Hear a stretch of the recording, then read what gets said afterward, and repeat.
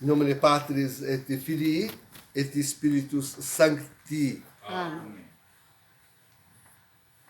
Estamos então na terça-feira da segunda semana da Páscoa, celebrando estes dois sumos pontífices, Cleto e Marcelino. Isso. Eu estou tentando lembrar como é que diz o padre na hora no cânon da missa, né? Lino, Cleto, Clemente. O primeiro sucessor de Pedro, Lino. O segundo, Cleto. Então, hoje celebramos esse justamente, o segundo sucessor de Pedro, ainda no século I. E temos aí esta esqueira imensa de sumo pontífices. Os primeiros todos, hein, gente? É uma lista imensa de mártires. Né? Deram a vida pela grei, pelo seu rebanho. Foram realmente homens valorosos, seguidores de Cristo. Então, certamente, o grande desafio, mesmo dos últimos, não só do último, mas dos últimos papas. Vejam, surgiram provas, confissão de que João Paulo I foi morto, envenenado. É tão difícil de falar sobre as causas, mas podemos realmente confiar que ele chegou e seus 33 dias de pontificado,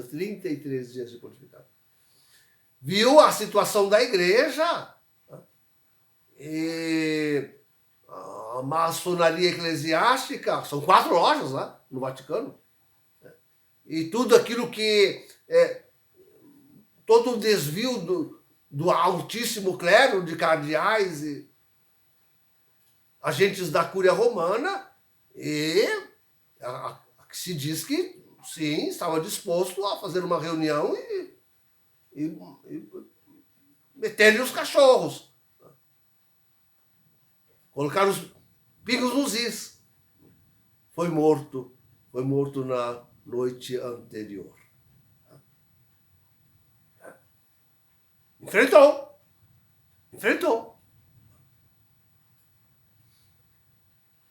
Tivemos o João Paulo II.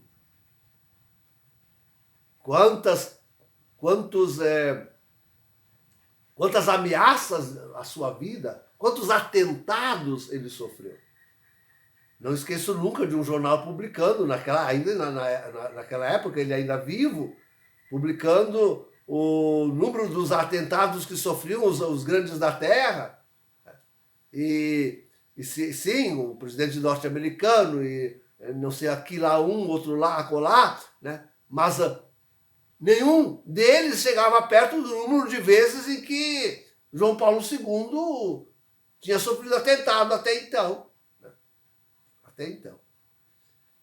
E não esquecemos que lá na coroa de Nossa Senhora, em Fátima, está a bala. A bala que era para ter-lhe tolhido a vida, mas que de fato a abreviou. Né? João Paulo II antes do atentado, e João Paulo II depois, um homem forte, saudável, né? Depois tornou-se débil, até morreu do jeito que morreu. Né? Foi abreviada a sua vida. Sem dúvida nenhuma, foi abreviada a sua vida. E então, sofreu tantos atentados, cercado de inimigos, na Cúria Romana. Imaginem a luta que este homem não enfrentou. Né? E por pior, né? Aqueles insidiosos, aqueles que se não revelam, aqueles que se ocultam e que vão fazendo sugestões pastorais e vão ajudando a conduzir a igreja e precipitando-a. Tantos falsos amigos cercados de lobos, disfarçados de ovelhas. Daí que as queixas que nós temos contra João Paulo II devem, sem dúvida nenhuma, ser colocados na conta desses inimigos da igreja que estavam lá dentro. Já naquele tempo onde João Paulo II se formava a máfia de San Gallo, depois revelada, já no tempo de João Paulo II, atrapalhando quanto podiam o seu pontificado. Grandes inimigos como Martini, o cardeal arcebispo de Milão, declarado inimigo de João Paulo II. Lembro que estudando em Roma e trabalhando em Milão, na Páscoa, se falava abertamente disso entre o clero milanês. Era consciente isso na igreja, de que o grande inimigo de João Paulo II era este Martini, que criou a máfia de St. Gallen. Foi um dos artífices da máfia de St. Gallen. Então, dentro da Cúria Romana, não há dúvida nenhuma, ele estava cercado de... A igreja sendo assaltada, sem dúvida nenhuma. Sem dúvida nenhuma. Por isso eu digo, queridos, que sim, o pontificado, eu vou dizer um pouco diferente hoje, o pontificado de Bento XVI é em substituição àqueles anos tirados da vida de João Paulo II, eu diria assim. De certa forma, né? Como lhe foi abreviada a vida com aquele tiro, então, para que os planos divinos pudessem seguir, né? Achou o céu depressa um substituto.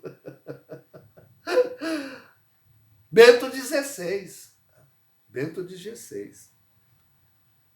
Olha, para elegê-lo não foi fácil. Estava aí, né? Trabalhando forte a máfia de St. Gallen.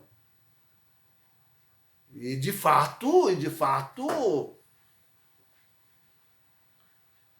o outro candidato forte lá, muito votado, disse que ganhou 50 votos. Não é muito. Foi esse que hoje está aí, usurpando o trono de Pedro. Os 50 votos conseguidos pela máfia de St. Gallen. Então, 2005, né? Mas foi uma luta, já se via a luta ali dentro do próprio conclave. Dentro do próprio conclave.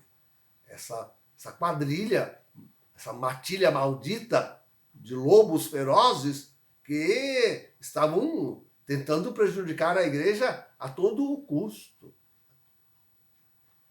Bem, do pontificado de Bento XVI, que dizer, esse pobre homem quanto não sofreu, quanto não foi perseguido, maldito, dito mal dele, né? Maldito. Que vergonha aquela vez que La Sapiência, aquela faculdade, eu mesmo estive visitando lá em Roma, quis convidar ele para uma aula inaugural e meia dúzia de professores conseguiram que outra meia dúzia de alunos se levantassem contra e conseguiram impedir que ele fosse convidado. Fiasco só minorado porque no dia, ou no domingo depois, né?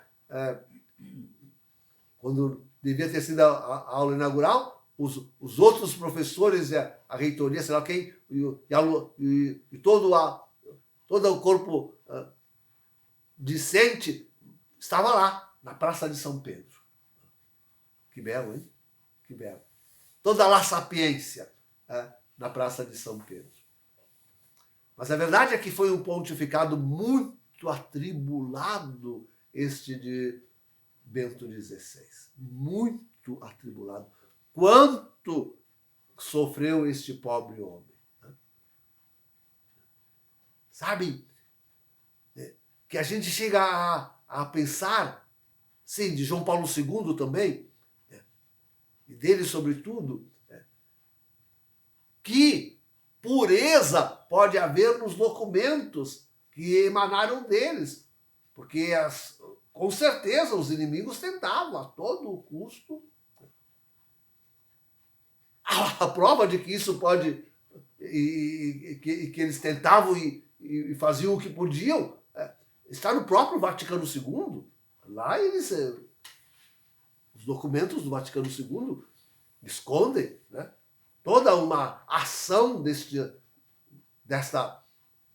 inimigos da igreja dentro da própria igreja.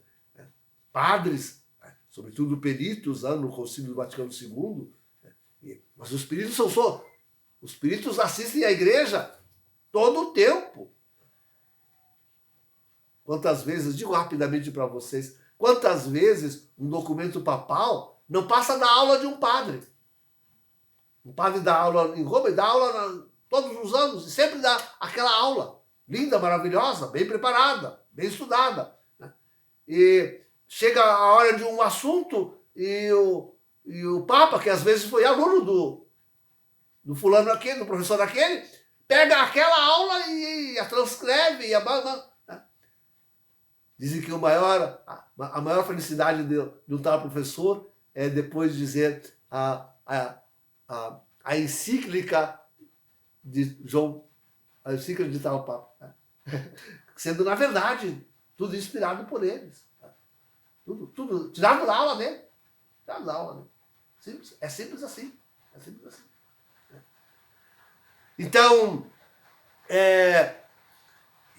e é bonito de ver como o Papa assume. Agora essa é a minha palavra. A palavra da igreja. Ponto e basta. Não é mais a aulinha do professor fulano, né? Mas que lindo. Então, sim, por tudo isso, e tudo isso com certeza, olha que olhos para defender a igreja, 1000 olhos por dentro e 1000 olhos por fora tinha que ter o Papa e seus assessores mais íntimos, se bem que os seus assessores mais íntimos, vejam, ele escolheu, por exemplo, Bertone para secretário de Estado, um cardeal satanista, que tinha sido secretário dele no Santo Ofício, como é que chama? A Congregação para a Doutrina da Fé, tinha sido secretário dele lá, e ele nunca, inocente, nunca desconfiou, nunca viu, né? E foi esse mesmo cardeal Bertone que influenciou ele para escrever aquela mentira. Ele escreveu, explicando o terceiro segredo de Fátima. Foi Bertone. Bertone que estava à cabeça, era uma das cabeças daquilo. Ele e o então secretário de Estado, que agora me escapou o nome. Mas esse Bertone, depois, João Paulo II, que tinha ele como secretário na congregação, escolheu como seu secretário, secretário da igreja na Cúria Romana. Portanto, cercado de inimigos. Tantas vezes sem notar, sem saber, insidiosos, como eu dizia, que vão por debaixo, colocando as suas... Tanto de fato, um ano antes da sua renúncia, tanto sofreu Bento XVI, digo, que de fato, um ano antes da sua renúncia, saiu a público uma ameaça de morte contra ele, dizendo, um cardeal revelando, foi no Extremo Oriente, na China, no Japão, acho que no Japão, né, que esse cardeal falou que se dizia que se Bento XVI, dentre um ano não morresse ou renunciasse, seria morto. Se dentro de um ano não morresse ou não renunciasse, seria assassinado. E, de fato, dentro de um ano não existiu mais. Não existiu mais. A pressão, né, tudo. E deixou o ministério petrolífero. Então, temos alguns, na história da igreja, temos alguns mártires que não foram violentamente assassinados, mas que sofreram exílio e que lá contraíram doenças graves e estavam em tal abandono que acabaram morrendo. E a igreja o chama de mártires.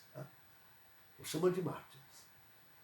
E talvez assim, um dia... Bom, de João Paulo II, talvez se pudesse dizer algo parecido. De Bento XVI, não obstante, nós esperamos verdadeiramente o derramamento em violência do sangue pela religião, pela fé. É verdade. E é preciso confessar e dizer isto. No momento, Bento XVI está do lado de lá. Está na contra-igreja. Gente, é tão fácil de entender isto. Bento XVI deve rezar missa, acredito que todos os dias. Perguntemos-nos, em que rito ele reza a missa? Não há dúvida, por toda a história do seu pontificado, que ele reza a missa de Paulo VI Bonini, a missa moderna. Ora, nessa missa moderna se declara, na minha missa, ninguém sabe se eu rezo em união com Papa e bispos. Eu tenho que declarar. Não, eu não rezo em união com nenhum Papa e com nenhum bispo. Esses aí não rezo mesmo. Mas na missa de Paulo VI Bonini sai clara a expressão. Em união com o Papa e com tal bispo.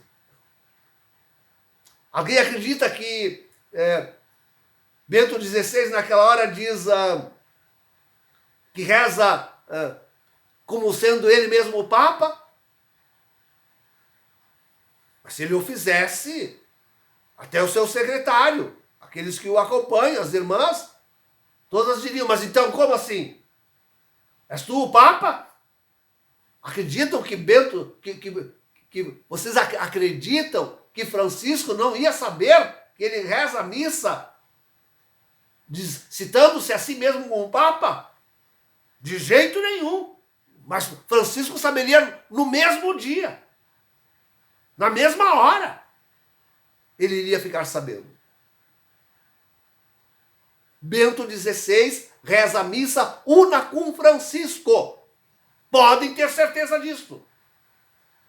E por isso ele está assim, queiram ou não queiram, ele está assim, na contra-igreja, está do lado de lá. Excomungado como todos aqueles que com Francisco estão em comunhão.